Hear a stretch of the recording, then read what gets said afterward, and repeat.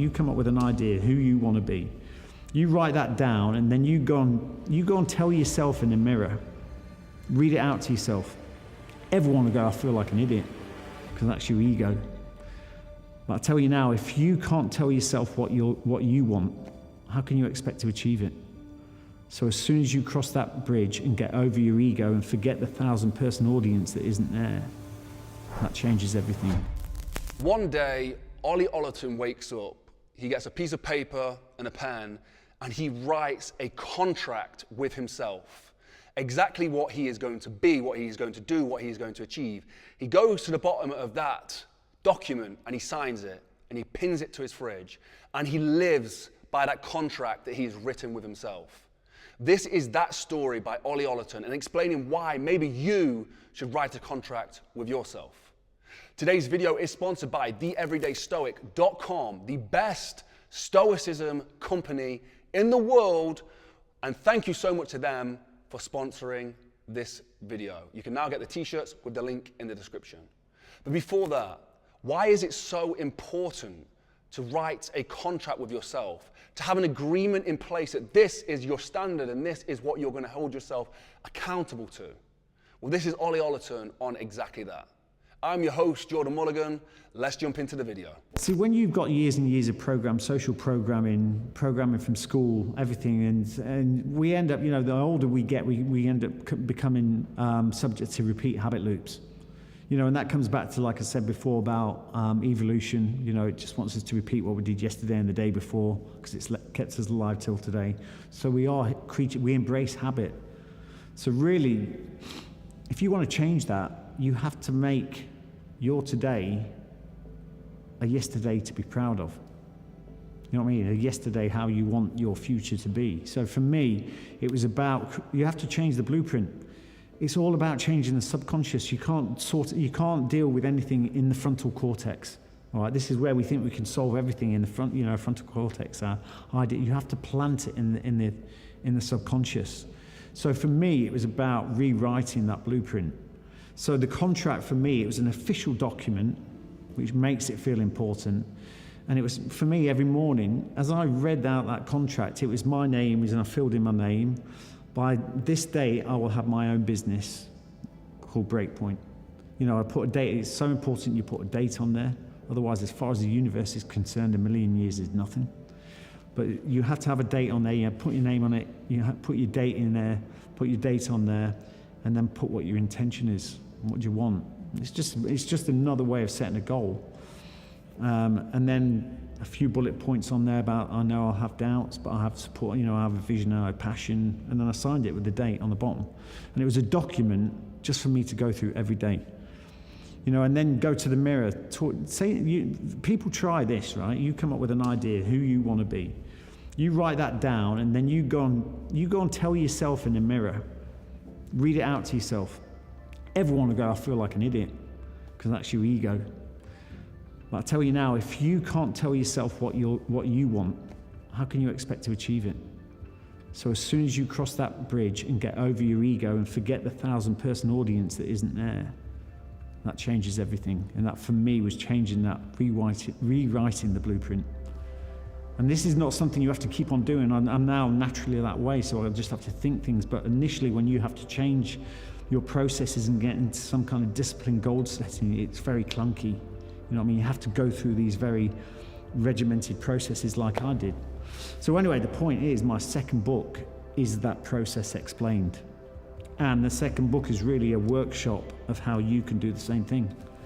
So I let people follow the exact journey that got me to where I am today. And that's the book, Battle Ready.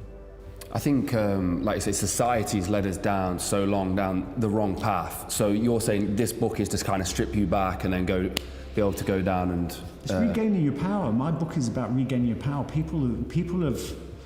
The majority of people out there don't think they have any power. They don't understand the power that we have. The power that we have to create exactly what we want. Look at, was it Roger Bannister? Was it Bannister, the 4-minute mile? Yeah. Right, before he did the 4-minute mile, everyone said it couldn't be done. Everyone said, no, they can't do that. As soon as he broke it, everyone broke it afterwards. Why is that? Because until they knew that a human could break that, their minds couldn't allow it to be conceived. And that just makes you understand that, it's all locked in here. People just don't understand that. We're socially programmed to create limitations. And we will only actually go outside of those limitations once we know someone else can achieve it, and it's been proved. A lot of people will only want will actually state goals only if they know they can achieve them, because they're scared of looking stupid. So much ego plays in here. People are ruled by their egos, and it's holding them back from their true potential. I think that I've said this before, and I'll say it again that it's strange almost to hear you say that, coming from what we perceive military guys to be like, to hear you say about this visualization and stripping back the ego and that sort of stuff. It's amazing to hear. I'm excited for this to go out as well. I want to throw some words at you. It's not quick fire. It's just whatever you think when it comes to mind. Yeah. And the first one I want to start with, because I know you spoke about it quite a lot, is doubters. Doubters. Feel sorry for them. At the end of the day, allow that to give you power. Don't allow their doubt to be contagious. You know what I mean? There's two ways you can. There's two ways you can go. You can go left and right on that one. Doubt can allow them to almost let that seed of doubt be contagious. But just reframe that. I think I'm going to prove you wrong. Quitters. I don't know. I was going to say losers. Quitters. Don't quit. Don't ever quit. Persistence beats resistance. That for me, quitters is failure. But also understand that failure is, success is a series of failures. So people that quit, the only people that fail are people that quit. If that stops you from achieving your goals, then you have failed. You're embracing failure.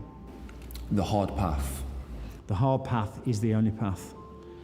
At the end of the day, you have to push through that short-term discomfort for any long-term gain, and that is the ethos of Breakpoint.